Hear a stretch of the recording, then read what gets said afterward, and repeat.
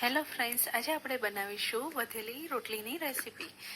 તો એના માટે મેં આ રાતની 6 રોટલી લઈ લીધી છે અને એના આપણે હવે નાના નાના ટુકડા કરી લેશું।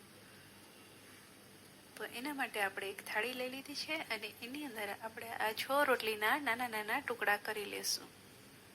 એકદમ મોટા પણ નહીં અને એકદમ ભૂકો પણ નહીં, બસ આવડી સાઈઝના આપણે કરીશું। તો 6 નંગ છે એના આપણે ટુકડા કરી લેશું। તો બધી રોટલીના ટુકડા આપણે થઈ ગયા છે આવા કરવાના। હવે એમાં નાખવા માટે એક મોટી ડુંગળી લઈ લેશું। તો એના આપણે છોતરા કાઢી નાખશું અને પછી કટ કરી લેશું। તો અહીંયા મેં 2 કળી લસણને લીધું હતું અને એને ફોલીને આવી રીતના વાટી લીધું છે મોટું મોટું। બહુ એકદમ ઝીણી પેસ્ટ નથી બનાવવાની। અને હવે આપણે આ ડુંગળીને કટ કરી લેશું। બહુ મોટી પણ નહીં અને બહુ નાની પણ નહીં, આ સાઈડની આપણે આખી ડુંગળી કાપી લેશું। તો ડુંગળી આપણી કપાઈ ગઈ છે। હવે આપણે ગેસ ચાલુ કરીશું અને એની ઉપર એક પેન મૂકીશું અને 1 ચમચા જેટલું તેલ એડ કરીશું। 1 ચમચી રાઈ એડ કરીશું અને રાઈ આપણી આવી જાય એટલે આપણે 1 ચમચી હિંગ એડ કરીશું। પછી આપણે લસણની પેસ્ટ બનાવી હતી એ એડ કરીશું અને ડુંગળી એડ કરીશું અને 2 મિનિટ સુધી આ 2 વસ્તુને સાતળી લેશું।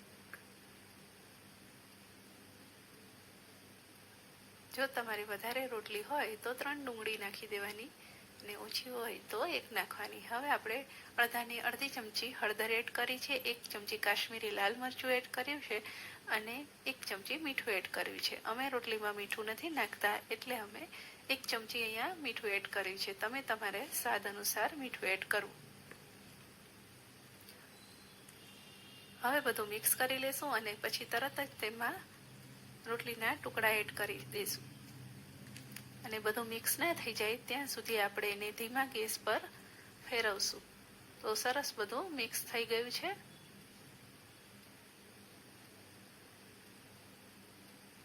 હવે આપણે એમાં પાણી નાખ્યા વગરની પોણો ગ્લાસ છાશ લેશું અને એ ધીરે ધીરે કરીને 3 ટુકડામાં આપણે એડ કરીશું। પહેલા થોડી એડ કરીશું અને ફેરવશું અને થોડી વાર ફેરવ્યા પછી પાછી થોડી એડ કરીશું। આમ કરવાનું રીઝન એટલું કે જ્યારે તમારી રેસીપી તૈયાર થઈ જાય ત્યારે એકદમ લોંદો નહીં થઈ જાય, થોડીક છૂટી થશે, એટલા માટે આપણે 3 વાર ધીરે ધીરે એડ કરીશું।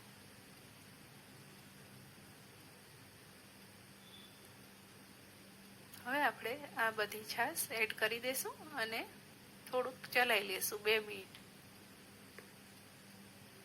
આ બધું એક રસ થઈ જાય એટલે તરત આપણે ગેસની ફ્લેમને બંધ કરી દઈશું।